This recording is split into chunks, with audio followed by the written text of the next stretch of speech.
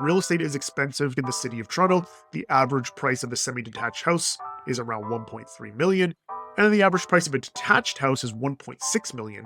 But what I want to remind people out there is that for those of you who enjoy being a part of a city and just enjoy some of the great parks and libraries and community centers that exist in our city, you don't necessarily have to feel that push that as soon as you have kids, you must move to the suburbs. There's a lot of great options right here in the city where you can still stay, live that city life, and raise kids. Where now can you look to buy family-friendly real estate in the city that won't cost you multiple millions of dollars to do? We understand that most families are budget conscious. I have a budget conscious family. I live in a loft here in the city of Toronto. So where can you be like me and do like me and live in the city with a family? So we've dug up our top 3 real estate options for a budget conscious family. So the first thing that most people think about when it comes to a budget conscious option for a family are family size condos. So family size condos, it's a bit of a misnomer for some people. Some people think like, well, a small condo, how can it be suitable for a family? Well, let's dive into some of the cons right away. So one of the cons is, sometimes they can be small. You don't have flex spaces. You don't have a basement. You don't have those extra rooms for office or basement for a gym or anything like that within your condo. Typically, condos are in busier areas of the city. So we talked about noise before. Generally, condos, because of the rules and restrictions of a city and where you can build condos, generally they're built on major streets, major avenues in the city. You also have shared amenities. So we talked about, you don't have flex spaces to build a gym or build an office. So a lot of times in condos, you have communal spaces where these things exist. You also have a lot of neighbors. Living in a condo building, generally most condo buildings have at least, at bare minimum, 6 to 7 units, all the way up into the hundreds of units. So you will have a lot of neighbors in most cases. And then you have maintenance fees. When you buy a house, you have to, most people should be maintaining their houses and allocating a maintenance fee. But in condos, you have a set maintenance fee that you must pay every month. Now, those are some of the cons of condo life. When we look at some of the pros, you're going to see that actually some of the cons we discussed can also actually be seen as a positive in many cases. So let's first dive into one of the pros of condo life. Yes, you live in a small space, so you don't have as much flex spaces. And then we also talked about the fact that you have shared amenities. But in a condo, you generally have amenities. And while in a house, you may have something like a basement or an extra room that you could create a gym or an office or a theater or whatever. But generally, those are all ors. Most of us don't have necessarily budgets to live in a house where you can have a theater and a gym and all these other things. In a condo, it is an and scenario where most condos will have a gym and it'll have a space where you can have either like a common room with a big TV or a theater. And you may even have a pool, and you'll have a rooftop terrace, and you'll have a place like a barbecue communal outdoor kitchen. And you keep adding the different ands and ands and ands. So while they're shared spaces, generally you have more amenities in a condo than you would have in your own house. Sure, they're not private, but as someone who lives in a condo, there are a lot of times where I've gone down to the gym or I've gone to some of these shared amenity spaces and I'm the only person in there. So while, yes, they're shared spaces, we get a lot more amenities in a condo. And then that leads us into the neighbors aspect, right? So everything is shared in a condo and there's neighbors and we have a lot of neighbors. But for many people out there, having a lot of neighbors can actually be a feature.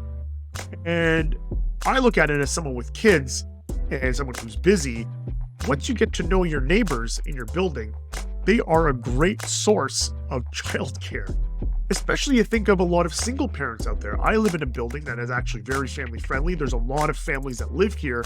But I know a lot of the people in the building are single parents, and it's great for them to have that resource right in the building where if they need to jump out really quickly, they can just call up one of the neighbors and say, hey, are you home? Do you mind if I send Johnny or Timmy down to your place so you can watch them while I jump out and go grab groceries? Or if I want to jump out and have a quick client meeting or have a date or anything like that, you have that resource in your building with a lot of other neighbors where you have that childcare built in. We all know childcare costs are astronomical, and we're not always in a position where we can call a babysitter right away. Even if you're not a single parent and you're a working couple, you may both be at work, right? And you need someone to watch your kid last minute. Again, it's a great resource to have neighbors that you get to know, and then you, in a pinch, you have that extra help. And then one of the things that we talked about as a con, maintenance fees, can also be seen as a positive. Again, for many busy people who work busy lives in the city, we don't necessarily have time to deal with a lot of the maintenance that comes with owning a house, whether it be shoveling snow or gardening or cutting the grass, any of those items. So yes, if you own a house, you can pay someone to do that, but in a condo, all of that is built in. You don't necessarily have to worry about some of those external maintenance items that you would with a house. You just pay your maintenance fee and it's all taken care of. So let's jump into now the second option for a budget conscious family. So if you want a little bit more space and you don't necessarily have the budget to buy a semi-detached or detached house, townhouses actually offer another great option for families looking to stay in a city. Let's jump into some of the negatives first. The first negative with most townhouses, and most people will flag it right away, is that townhouses, because they're built on limited land, generally you're living on multiple floors. So that means multiple sets of stairs. So for some people it's an annoyance, but for others it's actually, if you have a mobility issue, it's impossible to live in that space with multiple floors. Another con is light and views. Because condos are generally what we talk about in real estate being infill. Infill is usually a nice term of like you have a piece of land that's not really usable for anything else. You slap townhouses there because you can't put anything else there. And it can be due to just sometimes even just planning zoning restrictions of what you can build in that space. So generally, townhouses are kind of shoehorned into these areas in the city. So you generally don't have necessarily the greatest views in many cases. And you may not necessarily have also great sources of light. And then in some townhouses, they're what we call condo townhouses, and even some freehold townhouses will have a maintenance fee. Generally, the maintenance fees aren't as high as condos, but they generally will cover things like the garbage pickup or the maintenance of the yards, or if it's a condo townhouse, it may even cover things like the windows. And let's say if you have a balcony, anything like that, the common elements of the structure itself. So you will, in many cases with townhouses, have a maintenance fee attached to the condo townhouse or just the strictly freehold townhouse. But then when we look at some of the pros, so why would someone want to consider a townhouse with a family? Well, most people view townhouses as a true house alternative. It's ground oriented just like a house. You generally have multiple floors just like a house. And then generally with townhouses, when you look at square footage, most townhouses have the similar square footage to a house. So you're getting pretty much a house with maybe just you're giving up a few things, like maybe you won't have your own yard and maybe you have to give up things like a basement. But for the most part, you're getting a house. And then when we look at maintenance, like yes, in many townhouses, there will be a maintenance fee, but it's generally lower maintenance than a house. So if you're paying $100, $200, $300 a month for someone to take care of all of the exterior work of your structure, you're not having to do all those maintenance items yourself. So sometimes it's actually a feature of having to pay that couple $100s a month to have someone else do that. And then lastly, what can be a con for some people living on multiple floors is actually a feature for many people. The nice thing with living in a townhouse and is on multiple floors is that you get the separation of space, right? So you'll have your entryway on one level, and you may have like your living and kitchen on a different level, bedrooms on a different level, and perhaps in many cases in Toronto, you'll have like a rooftop terrace. So it's actually kind of nice knowing that like you could be in the kitchen and making noise or watching TV, and then bedrooms are on a complete separate level, so the noise doesn't necessarily travel as easily between floors as it would if you lived in a condo and you're just on the other side of a door, for example. So for some people, living in a townhouse gives you the kind of the best of both worlds of you have the low maintenance lifestyle of a condo, but you still get a lot of the benefits that you would have in a traditional house. And our last item on the list would be looking at hidden gem neighborhoods, or on this channel, if you watch this channel, we call them under the radar neighborhoods. So when we look at Toronto, we look at some of the trendy neighborhoods right now in the city of Toronto, where a semi-detached house will cost you in excess of 1.3 million, or a detached house will cost you in excess of 1.6 million. A lot of these neighborhoods at one point in time were hidden gem or under the radar neighborhoods.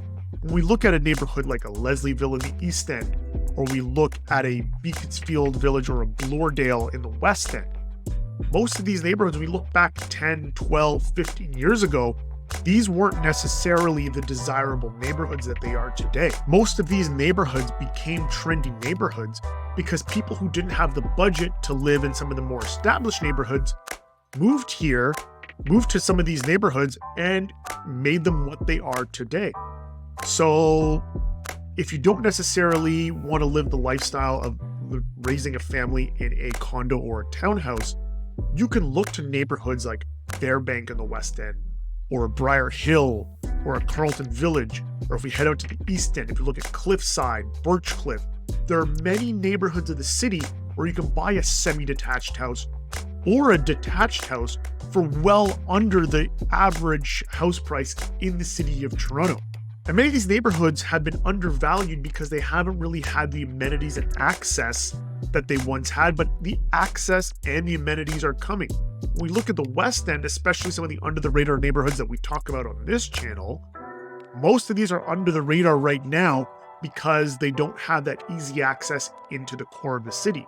But once the Eglinton Crosstown LRT opens, we are going to see a massive change to these neighborhoods, and these neighborhoods that were once under the radar likely won't be under the radar much longer. But then when we shoot over to the East End, same thing's happening over there. We're getting the Bloor subway line extension happening over there, and then we're getting that downtown relief line that's pushing into Scarborough as well. So Scarborough at one point was kind of seen as this area that wasn't really easily accessible. You needed a car or you were sitting on the bus for hours. Scarborough is now getting a lot of extra rapid transit that's going to completely reshape and reform what Scarborough once was. So, as a family looking in the city of Toronto, you don't necessarily have to move an hour to 90 minutes outside of the city to get something affordable. There are options within the city that maybe right now aren't necessarily super accessible, but once these transit options open, are going to be very accessible. You'll be able to get downtown from a lot of these neighborhoods in under 30 minutes versus what you're looking at in terms of a commute from the suburbs, an hour plus. So when you look at these emerging neighborhoods, you're getting rapid transit, emerging family amenities for a much more affordable price than some of the more established neighborhoods. And actually, in many cases, many of these emerging neighborhoods in the city of Toronto are actually much less expensive than some of the suburbs where you're looking at a 1 hour plus commute.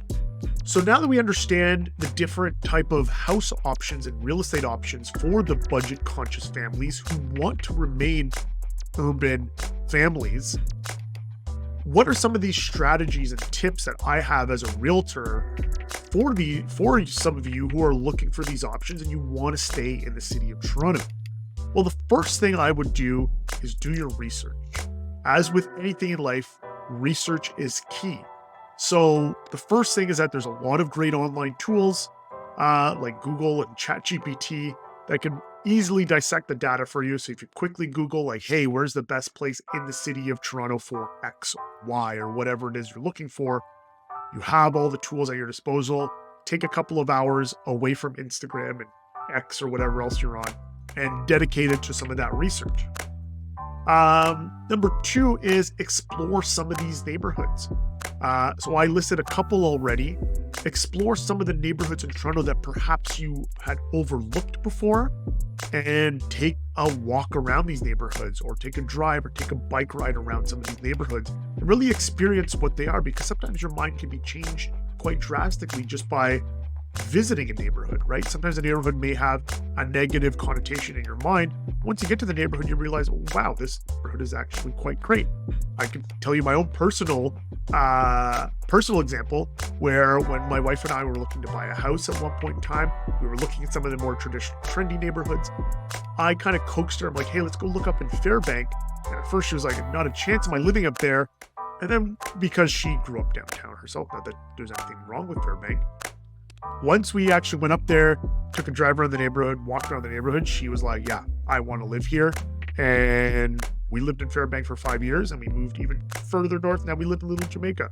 So a downtown girl, I coaxed her and convinced her to move a little bit further north. We lived in Fairbank. We loved living there. And now we've moved on from there. We live in Little Jamaica, and she loves living here as well. So sometimes just kind of experiencing a neighborhood can make a big difference.